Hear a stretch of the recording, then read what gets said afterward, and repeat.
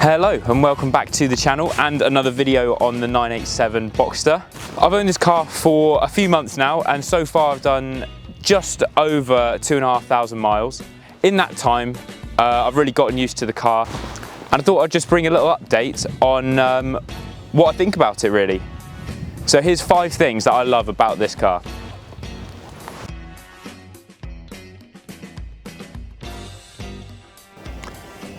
So kicking it off with the first thing that I love about this car, it is actually the most apparent thing is the styling of this. Compared to the 986 of the generation before, I think it's just a massive step up, getting rid of those odd headlights that they had on the first generation to this more modern looking oval style. Compared to the styling of the 986 as well, with these grills down the side. With this coming out in 2005, which was a similar time to the Carrera GT, I think you can see that there are some similar elements in this car.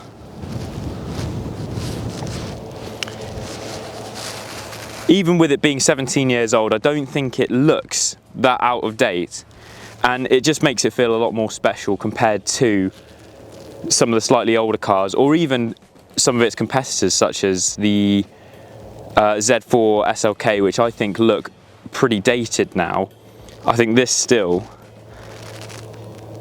looks just as modern as any car.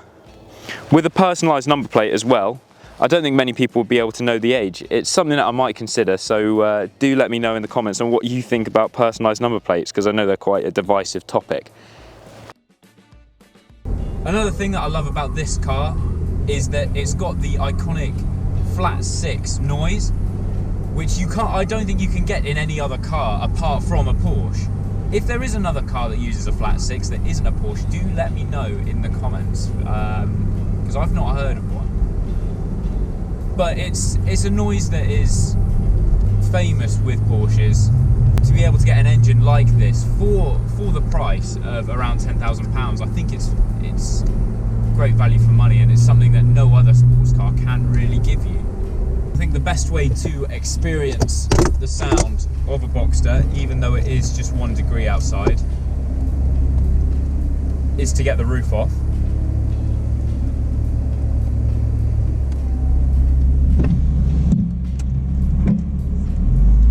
I've got the heated seat on, so that does make things a bit nicer.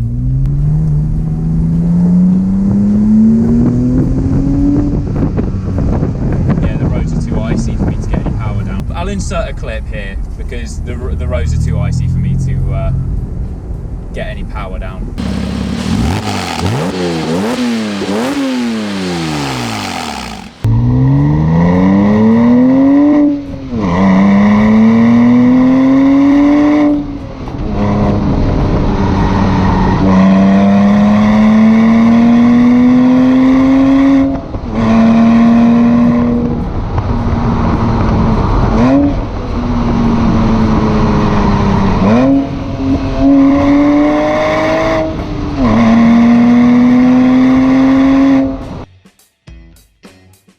So another great thing about these cars is the cost of them. Depending on what car you go for, whether it's a Boxster or a Boxster S, I would say budget to spend around £10,000. Even with, such as this one's gone through an engine rebuild. Even with that, it still comes to less than a modern hot hatch, something like a Golf R, a 140i, an i30N, or Civic Type R. This will still come out cheaper, even if you did have a worst case scenario of having to get either a new engine or an engine rebuild. So if you don't need the practicality of a hot hatch with the 4 seats, I wouldn't even say the practicality of the luggage capacity, because you have 2 boots in this car.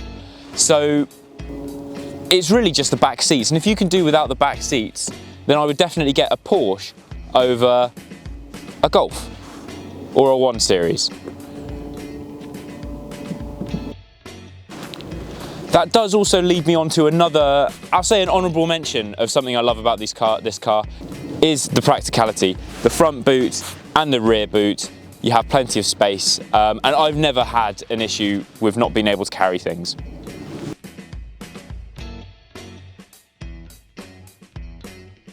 So another thing that I do love about this car is that it has always been the class leader for this type of car. The common theme when you see this car in reviews and magazines is always the one to beat, and so far I don't think it has been beaten. I know that when the 987 came out, it was up against the Z4 and I think the 350 of the time, as well as some SLKs, and none of those cars were able to match the capability and the performance of this car. This was always the top, and I think the Boxster and Cayman have always been the best sports cars that you can buy for this price point.